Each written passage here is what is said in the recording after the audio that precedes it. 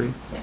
So the Easton Grist Mill, as it was originally called, construction started in 1864, finished in 1867 by a man, originally owned by a man named Henry Coots, for grinding grain in the Easton area. Here is our steam engine. This whole mill would have been run on steam rather than a water wheel because the creek isn't big enough. So it would have been a coal-fired boiler. This would have run the entire mill upstairs. The mill closed down with the Depression in 1930. They tried to open it again in the 1940s, only to discover that farmers around here either weren't growing grain anymore or they were shipping it out to the Midwest where the bigger mills were. So it was cheaper that way, so it never really did get up into operation again. Okay. This floor is the main floor. It's basically the milling floor. This is all big bits into little bits. Out here we have a corn crusher and two of the remaining roller mills, as well as the last millstone we have here.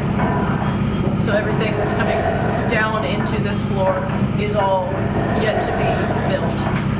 And then it goes back upstairs to be sorted, stored, or to come back down for another milling if it's not the right size yet.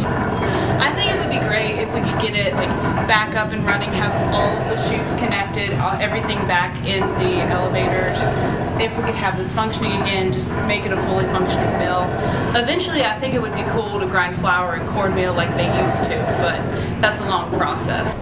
So this final floor serves two purposes. One side is mostly storage, mixing together animal feed, storing ground flour or raw grain as it comes in.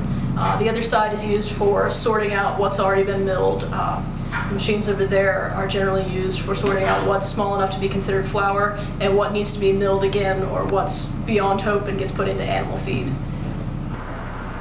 Yeah, we do tours here the second and fourth Sundays of the month from May until September, so it's twice a month, from 2 to 5.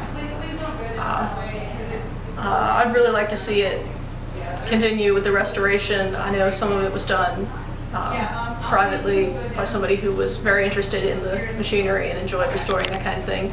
I'd like to see the rest of it restored. Possibly some grants coming in for that purpose.